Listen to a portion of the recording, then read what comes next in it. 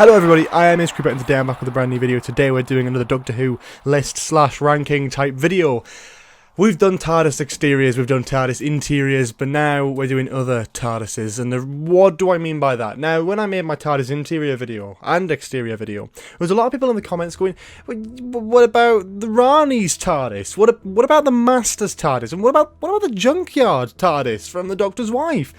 And then I looked at it and went, yeah, you're right, I did miss all those out. Was that on purpose? Yeah, it was. I was only trying to do the Doctor's TARDISes, but since a lot of people started mentioning it, I thought, why not make a separate list for all the Master, Rani and separate TARDISes that don't directly belong to the Doctor in the main continuity line of the TV show of Doctor Who. Now, it is worth noting, a lot of these, obviously, especially with the Masters one, they have working chameleon circuits, so they can change their exterior every other sort of episode. I'm not going to be ranking exteriors. These are mainly about the interiors. The exteriors may join into it, but this is about the interior, the console. How unique is it, and what does that add to it? What unique elements does it add, and are those elements good? Are those elements bad? Overall, which one would I prefer to own as a TARDIS console? If I walked into a TARDIS, which would be the one I want to see most out of a non-Doctor console?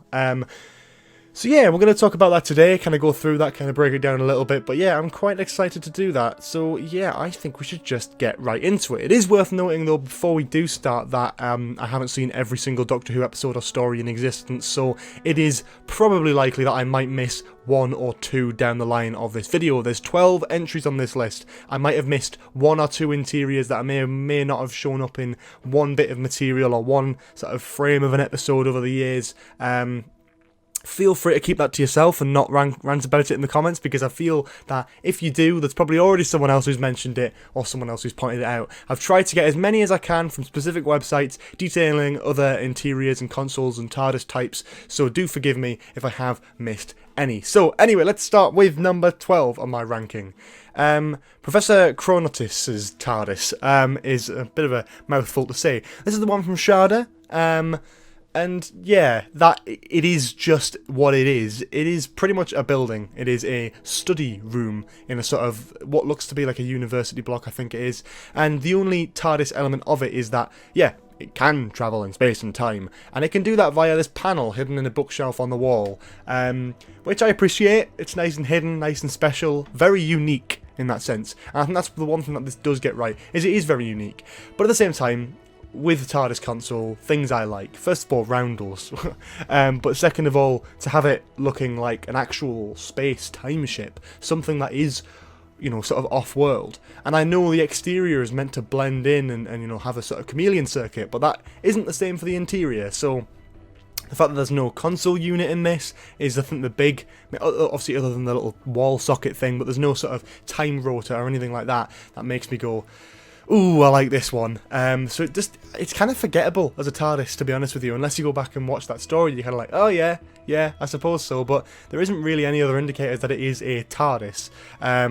You know, it hasn't got the time rotor, it hasn't got the console, you know, it's got a chameleon circuit, so it does disguise itself, but hasn't got any roundels, anything like that. It is just a room in an oldie kind of building that has a sort of electronic built panel in the wall for the episode. It's creative, it's original, but to me, it's not a TARDIS.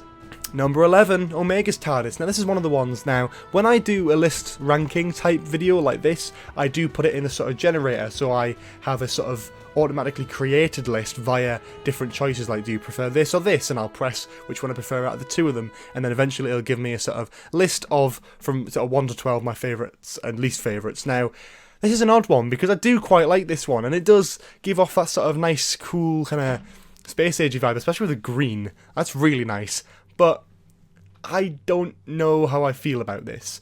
Mainly from the pictures shown online as well. It is very, very small, very cramped, like most of the TARDISes in that era, yes, but it does use a direct wall from the Doctor's console. It uses a different kind of light. That's probably the only unique element. Actually, there's a bit of a big chair there, as you can see in the picture, for Omega. Now, Yeah, that's great and all. It is unique again.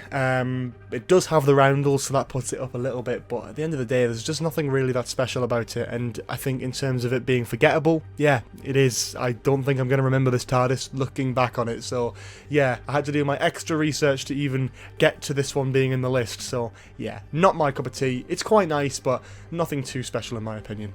Number 10, the Meddling Monk's TARDIS. Now this is a really nice one, and the main reason it's a really nice one is the console is just William Hartnell's, but in a smaller scale, I think. As you can see there, it's pretty much no different. I think the console might be a different colour or shade or whatever. You can get into it via this sort of like chest crate box thing, which looks a bit like a sort of ancient coffin. It's really cool and clever, and it's the first instance of a TARDIS appearing that doesn't belong to the Doctor with a working chameleon circuit in the show. So that's quite interesting, and it holds a little bit of history to it, and it is iconic in its own right. At the end of the day, I do really like this, because again, if you've seen my main TARDIS interior ranking video, you'll know that I love the Hartnell interior.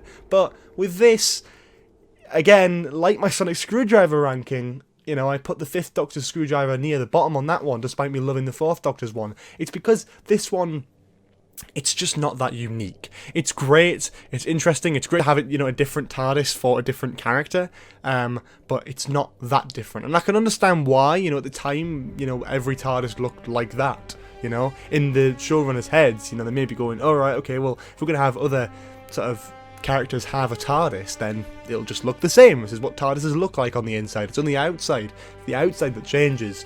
And I really like how it's done in this story. I like how they can, you know, the characters can open the box at the side, which looks tiny, and then sort of go in, and it's massive, and I do like that. And I think I do appreciate how this TARDIS as well also had the sort of open door effect, like you could see the box doors like behind the big roundel doors and stuff. Little things like that really do add to it, and I do really like that element of it. Number 9, the Rani's TARDIS from Dimensions in Time. Now, this is the one where a lot of you might kick off at me, because strictly this is or is not canon. It's very debatable. It's the EastEnders kind of special crossover thing for children in need. But it's a unique enough console that I thought I may as well talk about it. At heart, though, it is the 7th / 5th Doctor's TARDIS with a makeover. They've got the walls and made that the same, but instead of having the yellow lights, they've replaced it with sort of blue backlighting. I don't know whether it's CGI or a really weird, horrible looking wrap on the ceiling, but whatever that red stuff is, that works. And they've completely repainted the console to be kind of black and have a sort of red time rotor section. Giving it a sort of anti-hero theme to it. I really like that. I don't know if anyone can answer this for me, but there seems to be like words on the floor as well. I don't quite know what they are. Is it just scrawlings? Is it footprints? Is it like words? I don't know. But if you do know, please feel free to tell me, because I'm quite confused at looking at that. And that does detract from it a little bit. You know, it's a nice console, but at the end of the day, it's not very unique. It is just a repainted version of the main Doctor's console with some miscellaneous scrawlings on the floor. And yeah, the exterior does look quite nice, but you don't really see a sort of coming out of the doors shot or anything like that. It is, but then at the end of the day, it was a charity special for children in need, so you can't complain too much, I suppose. Number 8, the Master's TARDIS from the Time Monster. Now, I do like this one. It's the lowest Master one on the list, and that's because, yeah, it is my least favourite Master console. But at the same time, I do quite like it. Obviously takes the interior sort of theme from Pertwee, the main replacement of course being the time rotor, changing it from a sort of glass segment with stuff inside to a singular sort of metal column, and I quite like that. It's a little bit different, it's a little bit new and a little bit funky, and I quite like that to an extent, but as you may know from my interior ranking video, that I'm not too keen on this actual TARDIS interior design. Those big bowl roundels were never really my cup of tea, so I've got to kind of hold it down for that as well if I held down the original. The exterior being a sort of computer bank was quite cool. It was a little bit different. Again, I can appreciate that. And I do like this console, and it is a nice looking one, but it's nothing too special. I like the new unique elements, and I like the similarities to the Doctor's console at the time, but, you know, I didn't really like the Doctor's console at that time, so I can't really judge that any higher. From one Master's TARDIS to another, we've got number 7, the Master's TARDIS from a colony in space.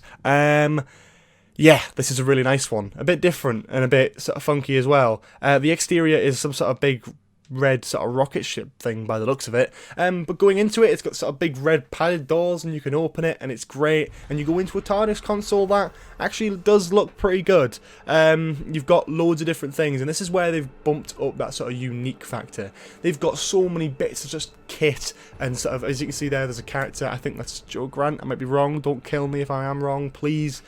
God, don't kill me. Sort of like tube, sort of containment thing. Behind the console, there's loads of different bits of kit and scientific instruments and stuff strewn about. You can see there's some roundels there as well. Whilst it uses the Pertwee kind of ish console unit, the actual time rotor itself, it is actually quite a nice and different design, outside and inside. It really does beef that up a lot. It changes a lot of things. It makes it more like an actual scientific workshop than just the generic TARDIS console. I think it's probably the most different one we'd had to this point, I believe. I might be wrong. But, yeah, I do like it, and it has that unique element, but at the same time, it does also feel a little bit messy, a little bit clunky, a little bit, the unique elements and the similarities don't quite fit as well as, they could, but given the budget they had at the time, given the ideas that they had at the time, I think it works well and it does its job. But it just gets ranked a tiny bit lower than the rest of them on this list. Number 6, the Hellbent TARDIS. Now, I am not saying Hellbent is good. I don't think it's very good at all. I really don't like Hellbent, but one thing that really does stick out with me, that was a great decision on the part of the writing and production team, is giving the Doctor a different TARDIS to fly about in. A TARDIS with the sort of exterior of that sort of cylindrical shape, but inside it's very similar to Hartnell's console, but also very different as well. It feels like a proper basic sort of default TARDIS. That is the sort of default desktop theme for a TARDIS. It has all the bits and bats from the Hartnell console, but it also has a lot of differences as well, which really do add up and just make it feel really nice and lovely.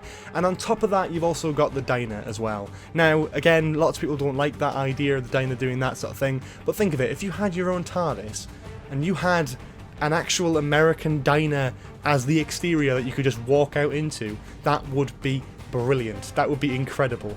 And on half of that as well, this obviously was an attraction in Cardiff, which has recently closed down, so I'm very sad to hear that Eddie's Diner has closed. It was actually a bit of a tourist attraction for Doctor Who fans, as a little diner on Cardiff Bay, which was used as this set for the diner, which is attached to this TARDIS, of course. So yeah, a little bit of a shame, and I thought I'd just quickly mention that. But yeah, I do like this console. It is very nice, but again, not very unique, but does give a fresh kind of intake for what a default TARDIS would actually look like. Number 5, the Junkyard TARDIS from the Doctor's wife. This is a bit of a unique one, a bit of a different one. It's not a Doctor's main console, but it was just introduced in a Doctor Who episode and being used by the Doctor and technically powered by his TARDIS. So technically it is one of them, but technically it isn't at the same time, because this isn't the one that ever shows up again. If you haven't seen the episode, it's a great episode, go and watch it. The Doctor and a human embodiment of his TARDIS create this TARDIS out of the scrap bits of other TARDISes, which is great, because you get that feeling that obviously loads of Time Lords had different TARDISes and different TARDIS designs, which you really get a feel for. There's 3 different types of roundels on the back wall, which make you go, oh, I wonder what that TARDIS console would have looked like. This TARDIS sort of console unit as well, with a time rotor, yes, it is quite small, but it is quite nice. It has that proper retro classic theme on a much smaller scale. It's got all the bits and bats, it's got a little bit of a keyboard, and you can tell it's been put together by a Doctor like Matt Smith, who is funky, who is a bit over the top and does loads of different things, and likes to have little quirks and all this sort of thing. Him and his TARDIS, putting that TARDIS together, makes so much sense. All the bits and bats there work so well. And not to mention, I believe this was actually a competition winner. A child designed this. That is insane. A child designed this TARDIS. I get it, the console unit is a little bit small and has a few, like kids stuff on it, and it's a little bit childish and a little bit, small and all that sort of thing, etc. I don't care. The backdrop, the bottom, the base, the way it's utilised in the episode very briefly to fly about is incredible. I love it. I love the design of this. I think it's great. At the end of the day, though, you can't compare it to other TARDIS consoles because it isn't really a full TARDIS. It is just a console unit with a backdrop, and that is it. It's not strictly got an interior or an exterior. It's just one thing. So I do love it, and I think it is great, but I can't really rank it any higher because some of the other ones have had so much effort and design gone into them for their times and budget, etc. And I really do love that. Number 4, the Master's TARDIS from the Keeper of Traken. I do like this one. Very reminiscent of the 4th Doctor's secondary console room, with the sort of patterns of sort of 9 roundels in a sort of box shape, a few different bits and bats. There's not too much to show here. It's a very kind of almost hidden one. I don't see too much, because it's just a bit of an odd one, really. I do love this design. I think it is great, but you don't see too much of it. So yeah, maybe it would have been nice to see a bit more, but at the same time, I love the black theme. Having black walls with the roundels, having all that sort of stuff is perfect. I actually love it. I think it's amazing. I think it's the best design choice, especially for the Master. You know, change it up, make those walls black, make a lovely hard black theme that works really well for that Master. I think it's a very nice looking design, and even though this is just a background set photo that you can see on screen now to give the best impression of the console I could, even that looks beautiful. The walls, everything, the colours just work so well. The black and white, it is so perfect for that character. It's so perfect for that time, and brilliantly put together on a budget at that time, and it is brilliant. And hearts out to the people who made that, because it is great. But at the same time, again, not really comparable to some of the ones higher on this list. I just really like the basic colour design of this one and all that sort of thing. But yeah, at the same time, it is flawed in many other aspects. Now here's one that people are going to sort of shank me for. This is a non-canon, non-TV, non-Big Finish, non-comic, non-anything Doctor Who edition. This was in the TARDIS, this was in the TARDIS handbook manual type thing, released alongside Series 11 last year, where I believe it was a guy called the Mind Robber on Twitter had actually designed this, a 3D rendered model of Missy's TARDIS. And I don't usually do this sort of thing where I put sort of creations like this in videos like this, especially when it's like rankings, and I try to keep out the comics and Big Finish, but I couldn't not mention this in the video.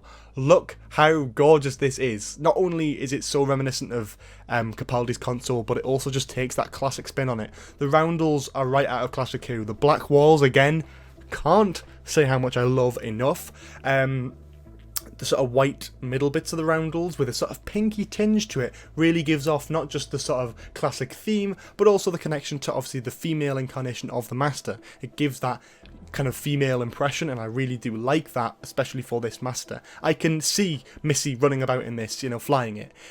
Something else to point out, the main time rotor is, again, using that metal design, metal column design from the Time Monster, and it is beautiful, and it is utilised incredibly well here.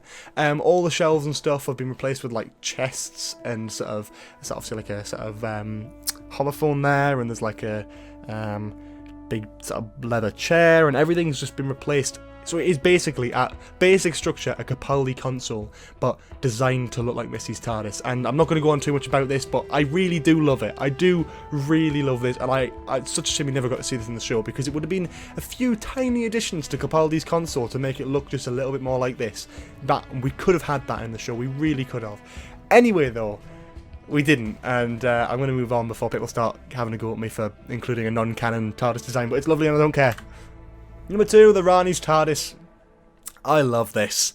I really love this. It's a great design. It is a really great design. The exterior looks great. When you come in, it's got a real kind of Stone Age feel to it. The walls are kind of made with stone. There's pillars.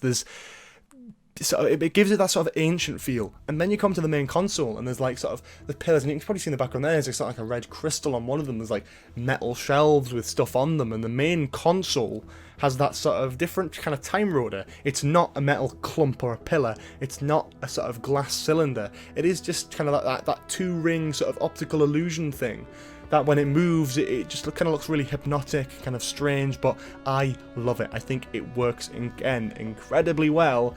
And the production designers on this did a great job. I think my only criticism is that there's nowhere near enough buttons on the console. It would be great to have a bit more of that, but the console's lovely. I think it is really, really nice. It's different, it's adventurous, it really is not afraid to go out of what we already have seen from Doctor Who. Got a proper budget together, made a proper effort, and how it came out with a brilliant console, and that's what you can see here. It is a gorgeous console, and it's such a shame we've never seen it since, because it is a small console. It wouldn't take too much to rebuild, especially with that little optical illusion. It really wouldn't. And I really would love to see this TARDIS, maybe the character again, but who knows. I really do love this though. And number 1, the Master's TARDIS from the Planet of Fire. Oh, I just do love this. I really do. And the main reason is, you know, yeah, it might not be too unique, and I have been slamming a few of them for that, but it holds on to what they wanted to do. They went with an idea and they ran with it. And obviously, again, those black walls. The black walls with the roundels work incredibly well. The pillars look great, and so does the doorway with us, again, that sort of secondary console from Baker's era kind of feel.